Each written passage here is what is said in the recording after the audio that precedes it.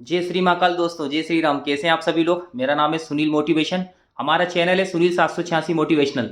जैसे कि दोस्तों आपको पता है कि मैं डेली आपको मोटिवेशन स्टोरी, मोटिवेशन स्पीच और मोटिवेशन शायरी में आपको सुनाता हूं, समझाता हूं।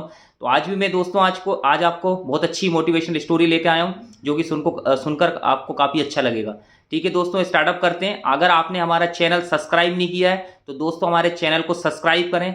ठीक है, लाइक करें, कमेंट करें और अपने ज़्यादा से ज़्यादा लोगों को, अपने दोस्तों को शेयर करें, जिससे कि वो भी अपने जीवन में स्टोरी सुनकर, समझकर आगे बढ़ सकें जीवन में। ठीक है दोस्तों, तो स्टार्टअप करते हैं हमारी प्यारी सी स्टोरी।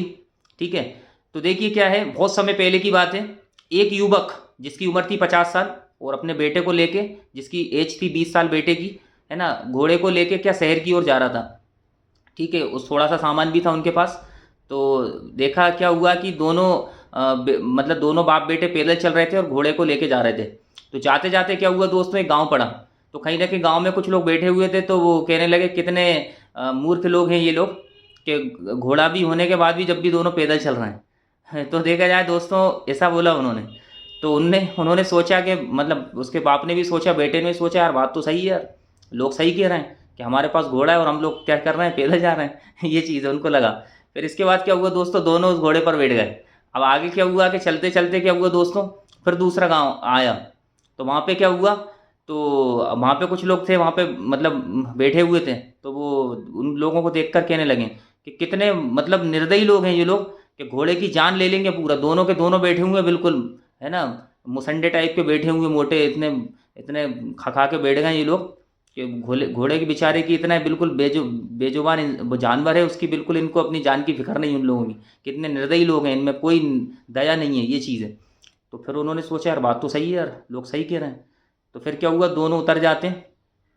ठीक है, अब वो दोनों उतर गए तो उन्होंने बोला चलो ठीक है, अपन ऐसा करते हैं, एक बैठ जाइए ना, एक उतर जाते हैं एक बैठ जाते हैं। तो उसने क्या करा, उसने लड़के ने बोला ठीक है पापा आप ऐसा करो, आप बैठ जाओ। तो फिर पापा बैठ जाते हैं घोड़े पे।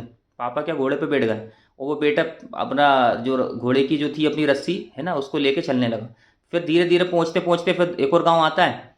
तो वहाँ गाँव में कुछ लोग मिलते हैं, तो उस गाँव में फिर वो लोग कहते हैं कि कैसा मतलब कैसा निर्दयी बाप है, कि बेटे को, बेचारे बालक को पैदल चला रहा है और खुद बैठा हुआ है घोड़े पे। है ना, ये चीज़ है, इसमें बिल्कुल दया नाम की चीज़ नहीं है। तो फिर वो बाप बोलता है, यार बात तो सही है यार, है ना, कहीं ना कहीं मेरे बेटे को मुझे बैठाना चाहिए। इसके बाद क्या हुआ कि उसने अपने बेटे को बैठा दिया घोड़े पर, और बाप फिर वो अपने हाथ में घोड़े की रस्सी लेके चलने लगा आगे आगे। और जाते जाते फिर गाँव पड़ा एक।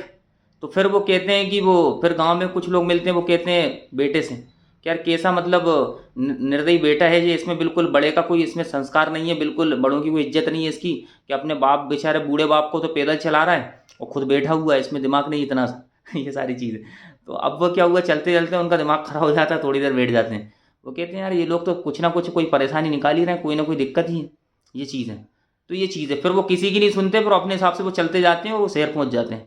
तो मोरल ऑफ स्टोरी दोस्तों यही है कि देखिए क्या कहेंगे लोग, और सबसे बड़ा रोग, लोगों की सुनेंगे तो ये हालत होगा। अच्छा करोगे तो भी गलत है, बुरा करोगे तो भी गलत है। सिंपल सी बात है। तो इसलिए क्या है कि देखिए, आप अपने हिसाब से डिसीजन लीजिए, करना क्या है वो डिसीजन लेके फिर आगे बढ़िए। क्योंकि लोगों का तो है कहना, है ना, आपको अपने हिसाब से करना है। पहले सही तरीके से आपको सोचिए, कोई भी काम करने जा रहे हैं आप, पहले उसको अच्छे समझिए, डिसीजन लीजिए, सही है गलत है, इसके बाद फिर आप उसमें निरंतर करिए। लोगों का कुछ नहीं है दोस्तों, मैंने बोला ना, अच्छा करोगे तो भी बोलेंगे गलत है, गलत करोगे तो भी बोलेंगे वो गलत है, ये चीज़ है। तो उनका कुछ नहीं है। ठीक है, ये चीज़। अब जैसे मैक्सिमम जैसे बच्चे, मतलब दोस्तों क्या होता है, बहुत सारे ऐसे लोग हैं डायरेक्ट सेलिंग बिजनेस को ज्वाइन करते हैं। हम थोड़ा बात करेंगे डायरेक्ट सेलिंग टॉपिक का, क्योंकि मैं आपको पहले ही बता चुका हूँ कि डायरेक्ट सेलिंग जो एक ऐसा फील्ड है, जो कि जो भी बच्चे काम करते हैं आगे बढ़, मतलब उसमें आगे बढ़ने के बड़े चांसेस हैं। है ना, ये पहले भी मैं आपको समझा चुका हूँ। तो क्या होता है कि दोस्तों, बहुत सारे बच्चे हैं जो डायरेक्ट सेलिंग को बिजनेस ज्वाइन करते हैं। जो भी बच्चे डायरेक्ट सेलिंग को स्टार्टअप करते हैं, तो उनको मैं यही सलाह देना चाहूँगा, एडवाइस देना चाहूँगा कि आप लोगों की ना सुने। लोगों का काम है कहना और आपका काम है करना। पहले तो आपने डिसीजन ले लिया, आप इंडस्ट्री में काम कर रहे हैं, किसी भी इंडस्ट्री, डायरेक्ट सेलिंग इंडस्ट्री में काम कर रहे हैं, आप उसको अच्छे से समझें, उसका फ्यूचर समझें, वहाँ के लीडर्स, टॉप लीडर्स, ठीक है, वहाँ के जो भी सक्सेसफुल पर्सन है उनकी बात समझें, सीखें सारी चीज़ें, और अपना फिर सेल्फ डिसीजन लीजिए। क्योंकि लोगों को पता नहीं होता है कि वहाँ का फ्यूचर है क्या है। लोग क्या है कि वो तो कुछ भी बोल देते हैं, वो पता नहीं कहाँ कहाँ की इंडस्ट्री में कहाँ गलत तरीके से वो कहीं काम करते हैं, या खुद की गलतियाँ होती हैं, सक्सेस नहीं हो पाते हैं। तो फिर वो गलत, उनका गुड मतलब बैड एक्सपीरियंस होता है, इसलिए वो पास करने लगते हैं। नहीं, वो हमने भी डायरेक्ट सेलिंग इंडस्ट्री को ज्वाइन किया था, कुछ नहीं होता है, ऐसा वैसा फालतू की बात करने लगते हैं। तो लोगों के बहकावे में ना आए दोस्तों।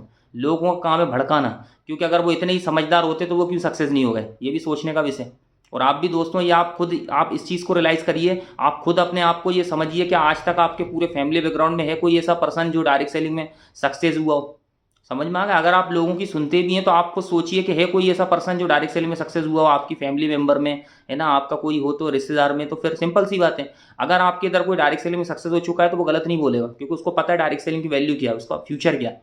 समझ में? डायरेक्ट सेलिंग ऐसा जरिया है कि कम से कम टाइम में बच्चे आगे बढ़ सकते हैं, ग्रोथ कर सकते हैं। बाहर की दुनिया में देखा जाए लोग जॉब करते हैं, सारी चीज़ें वो देखा जाए तो मैं जॉब को गलत नहीं बोलता, बहुत सारे लोग जॉब कर रहे हैं, पर कहीं ना कहीं डायरेक्ट सेलिंग जो है जॉब से ज़्यादा अच्छा है ना। जो आप 50 साल जॉब में दोगे, वहीं देखा है डायरेक्ट सेलिंग में अगर ईमानदारी से 5 साल कर लिया तो 5 साल में वो कर जाओगे जो आपने कभी सोचा भी नहीं होगा। ये चीज़ है, मतलब अच्छे बैकग्राउंड में अच्छे आप उसमें पहुंच जाओगे। एक देखा जाए तो आप एक अपना सेल्फ आत्मनिर्भर बन जाओगे, अब ये चीज़ है, और अपना खुद का बिजनेस स्टार्टअप कर सकते हो। तो वही दोस्तों, मैं आपसे यही बोलना चाहूँगा, एक सलाह देना चाहूँगा कि लोगों की ना सुने, क्योंकि मैं पहले ही बोल चुका हूँ, क्या कहेंगे लोग वो सबसे बड़ा रोग है। समझ में आए? किसी की ना सुने, आप अपने आपने समझ लिया डिसीजन, सेल्फ डिसीजन ले लिया, बस इसके बाद अपना डिसीजन लीजिए और आगे बढ़ते जाइए। ठीक है दोस्तों, आज के लिए इतना ही। ठीक है, जय श्री महाकाल, जय श्री राम। नेक्स्ट हम अच्छे टॉपिक पे अच्छी स्टोरी के साथ मिलेंगे। ठीक है दोस्तों, जय श्री महाकाल, जय श्री राम।